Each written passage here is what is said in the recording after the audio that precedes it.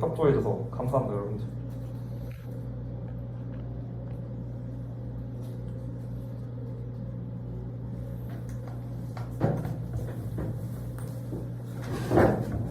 네, 그러면은 이제 제가 세션 발표 시작을 하겠습니다. 네, 안녕하세요. 저 일단 환경에서 관세법과 같은 환경 문제가 지속적으로 지속되는 현상 속에서 선박 또한 이 오염물질 배출과 같은 이슈가 대두되고 있는 상황입니다. 그래서 이제 저는 이 발표를 준비를 했고요. 네, 일단은 순서는 다음과 같습니다. 저 IMO 단체에 대해서 간단히 소개를 하고, 그 다음에 온실가스 배출 감축 그런 거에 대해서 얘기하고, 그다음 2020은 일단은 지금 안 다루고 2030으로 바로 저 넘어갈게요.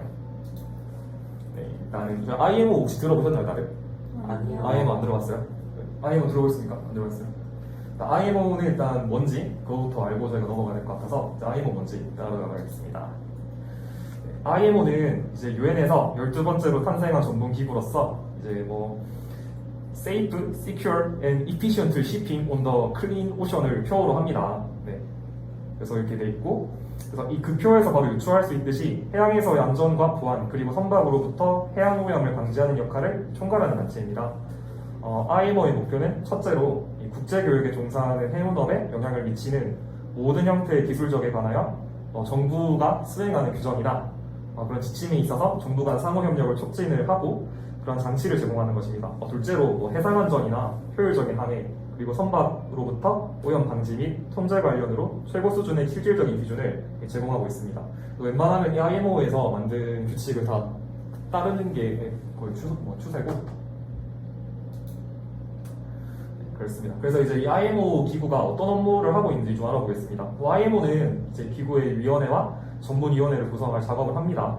모든 위원회 및 전문위원회는 UN 혹은 UN의 전문 산하기관 기능을 전달할 수 있도록 회원국의 대표자들로 구성이 되고요. 또한 IMO 업무는 성급협회와 회원국 감사제도 그리고 항만국 통제 등에 의해 이행되며 현재 IMO 업무는 다음과 같습니다. 다음 넘어갈게요.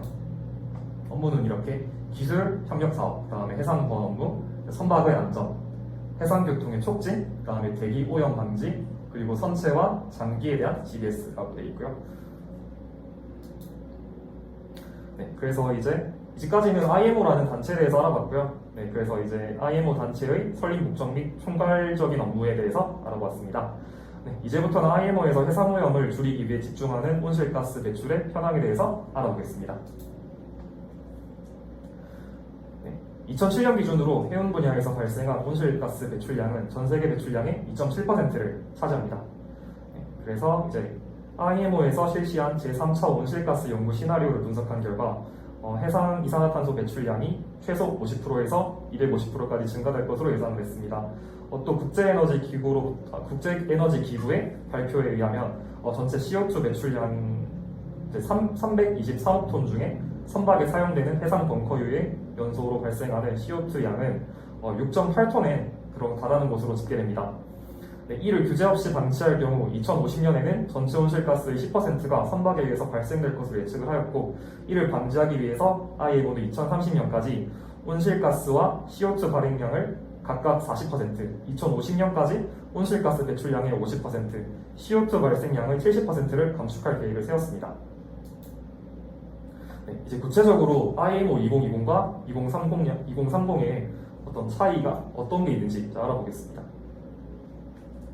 그래서 2020 같은 경우에는 좀 황화물의 배출 규제 이거에 좀 집중을 맞췄고, 2030 같은 경우에는 전반적인 온실가스 배출 규제에 대해서 다룬 것으로 아시면 됩니다. 이렇게 이해하는 게 제일 쉬워요.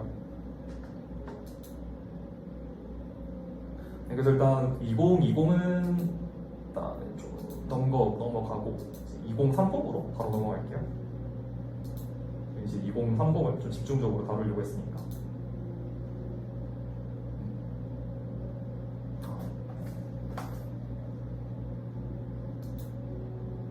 네, 이제 2030으로 바로 넘어가서 2030을 통해서 이제 선박 배출 온실가스의 전반적인 규제 목표를 알아보고 이제 이를 달성하기 위해 어떤 방안이 있는지 이제 알아보겠습니다.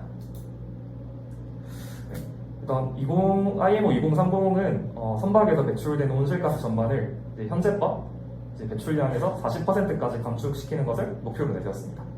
네, 그래서 이를 실천하기 위해서 크게는 이 단기 계획과 중장기 계획에 대해서 이제 만들었고요. 우선 단기 계획부터 보겠습니다. 우선 새롭게 만들어지는 선박 에너지 효율 설계 지수인 EEDI를 기준을 강화하는 방법을 이제 만들었습니다. 2013년 1월 1일 이후에 건조된 선박은 선박 설계와 설치된 엔진 성능 데이터를 기반으로 해당 선박의 EEDI를 산정하고 그 결과가 이산화탄소 배출 기준을 만족시켜야 합니다. 그래서 또한 5년마다 온실가스 감축 목표를 강화하고 있으며 이를 만족시키기 위해 계속해서 만족해야 할 EEDI의 기준도 높아지게 됩니다. 그리고 기존에 운영하고 있는 장비를 최적화하거나 선체의 설계를 변경함으로써 혁신적인 기준 없이도 EEDI를 만족시킬 수 있어 EEDI 적용 선박의 기준 연도를 변경하여 효과적으로 극대화할 수 있습니다. 네, 다음은 이제 현존하고 있는 이 배들의 에너지 효율을 향상하는 건데요. 2013년 이전에 건조된 선박의 경우에는 사용 연수를 고려할 때 2030년이 되어 고탄소 배출 선박으로 운영될 가능성이 높습니다. 따라서 현존선의 배출량 규제를 강화하여 탄소 배출량을 감축하는 것은 필수적인 사항입니다. 현존선의 에너지 효율을 늘리기 위해서는 엔진 출력을 제한하거나 연료를 변경하고 에너지 전략 장치를 설치하고 선체를 개조하는 등의 다양한 방식을 사용할 수 있습니다. 네, 그리고 앞서 설명드린 현존선 에너지 효율 증가 방식 중 엔진 출력을 제한함으로 이제 그런 선박의 저속 주행 역시 온실가스 배출을 감속시키는데 효과가 있습니다. 선속 감소를 통해 최대 60% 물류 비용에 영향을 미치지 않는 선에서 28% 정도 경제적이고 배출량 저감을 동시에 만족시킬 수 있고요. 네, 그렇게 해서 운송 시간에 민감한 상품이라면 항공 및 철도 운송으로 전환되는 위험이 따를 수 있게 됩니다. 그게 좀 약간 단점이라서 그걸 좀 고려를 해야 한다는 얘기죠. 네, 그래서 이제 또 온실가스 배출을 줄이기 위해 LNG 선의 사용도 이제 이야기가 되고 있습니다. 그래서 LNG는 온실가스를 적게 하는 배출의 연료이며 CO2의 경우 중요에 비해 5에서 30% 범위 정도 감축 효과를 가지고 있습니다. 네, 그래서 메탄 슬립이라는 비연소 메탄을 방출할 가능성도 존재합니다. 메탄은 지구온난화의 잠재력이 약 100년을 기준으로 이산화탄소의 28배, 20년을 기준으로 약 84배나 높은 강력한 온난화의 가스로 LNG의 사용이 온난화를 완화시킬 잠재력이 높지 않을 수 있다는 전망이 있습니다. LNG가 저유연료보다 저렴해지므로 LNG 추진 선박의 수가 점차 증가하나 향후 메탄 슬립의 규제와 미래 무탄소 대체 에너지 개발로의 패러다임으로 전환될 것을 고려할 때 LNG는 단기적인 온실가스 감축 해결책을 넘어 장기적인 해결책으로 보기에 약간 무리가 있을 것으로 보이고 있습니다. 네, 이제는 좀 중장기적인 계획인데요. 온실가스를 줄이기 위해 장기적인 관점에서 진행되고 있는 계획 중에 먼저 대체 연료 전환을 들 수가 있습니다. 온실가스 감축에 대해 장기적으로 볼 경우 저탄소, 무탄소 연료의 사용 확대는 필수적입니다. 현재 해양오염 방지 프로의 마폴이라고 하는데 이걸 보면은 이산화탄소만 온실가스로 규정을 하고 있습니다. 그러나 향후 메탄 규제와 같은 추가적인 온실가스 규제가 생성될 경우 가능성을 고려할 때 이를 대비할 대체를 모색할 수 있어야 합니다. 선박 추진을 위한 대체 연료로는 많은 연구가 진행 중이며 현재 대표적인 대체 연료로는 차세대 바이오 연료, 수소, 암모니아, 메탄올 등이 존재하고 있습니다. 네, 그리고 온실가스 감축을 위해 기술적, 운영적, 시장 기반적 조치가 있습니다. 이렇게 세 가지가 있고요. 이 중에서 중장기 계획의 일환으로 시장 기반 조치를 이루기 위해 해상운송 활동에 대한 직간접적 조사로 해운회사들의 온실가스 감축 조치 대상입니다. 그게 있고요. IMO는 2009년부터 시장 기반 조치를 논의해왔고 회원국의 다양한 조치가 제한되어 왔습니다.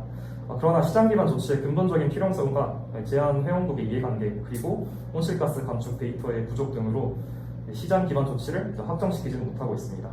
그러한 상황 속에서 현재 제한된 시장 기반 조치는 다음 7가지이며 이러한 조치들은 중장기 관점에서 고려해볼 필요가 있습니다.